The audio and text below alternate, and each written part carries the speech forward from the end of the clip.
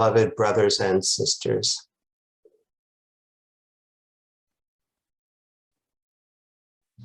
With the advances in technology,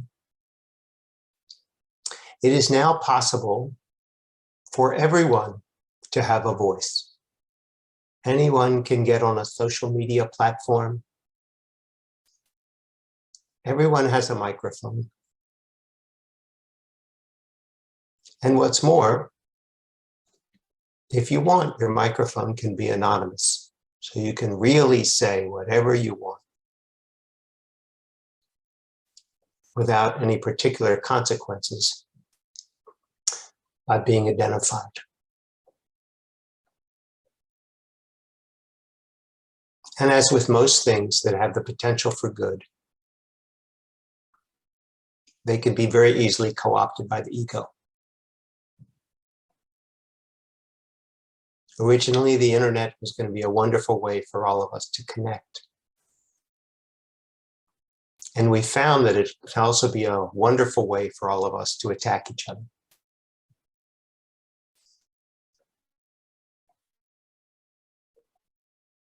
I would like you to make a distinction.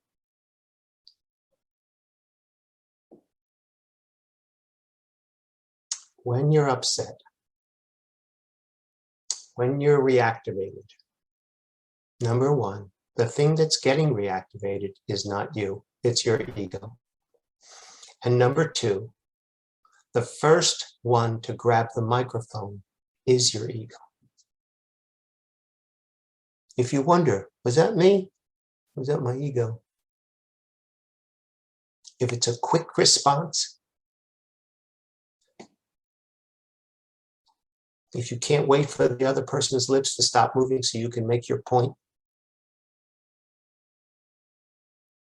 the ego never met a microphone it didn't like.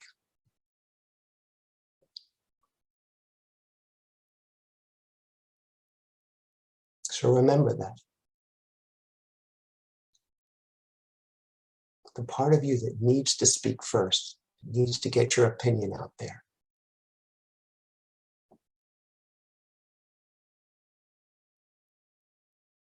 is not really you.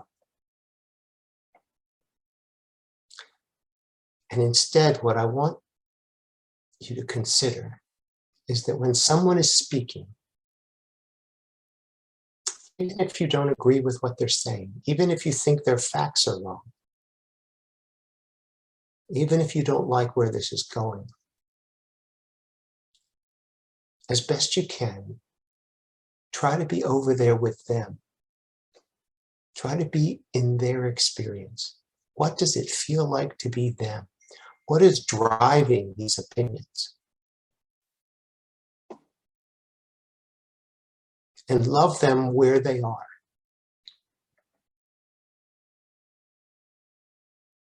You don't need to teach them anything. You don't need to straighten them out.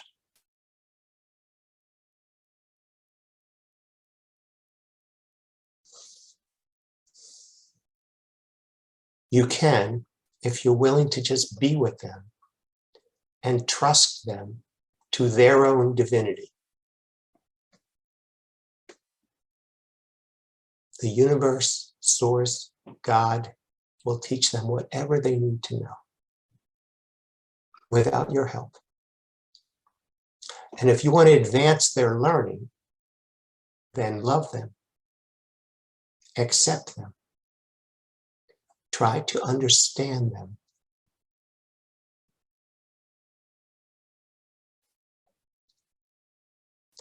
And it'll make it so much easier to be connected with them and to be connected with yourself. Let's say you encounter a person and they're very controlling. And they're telling you what to do and they're telling everybody what they should do. If you just be with them, what you will see is a person who feels very out of control and doesn't know what to do about it. And so they grab control wherever they can, giving advice when it's unsolicited, having strong opinions, and a world of shoulds and shouldn'ts according to them. But where is that coming from? If you be with them, you will see that it's driven from fear. And rather than dealing with their fear, they're projecting what they think will make them less fearful, which is to be able to control the universe. You know that doesn't work. And on some level, they know that doesn't work. But your willingness to be with them without judgment, with compassion, to understand what that must be like, to think you have to control everything, tell everybody what to do, and get upset when you don't have things go according to the way you expect them to. That's a gift to them. Your willingness to be over there with them, not be back in your head with what you're going to say when their lips stop moving, or your need to control them because you don't like how you feel when they're doing this. Let that go. And just love them and be with them. It's the best gift you could give.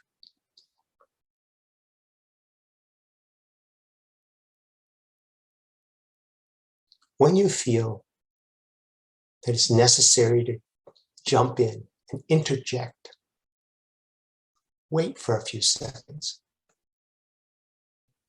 Often what you thought you had to say isn't that important, and they'll arrive at it on their own. Just take a breath and just be with them.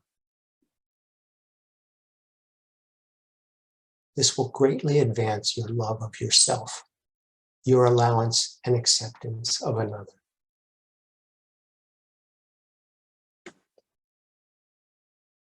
It's a beautiful thing to connect with yourself by being present to someone else.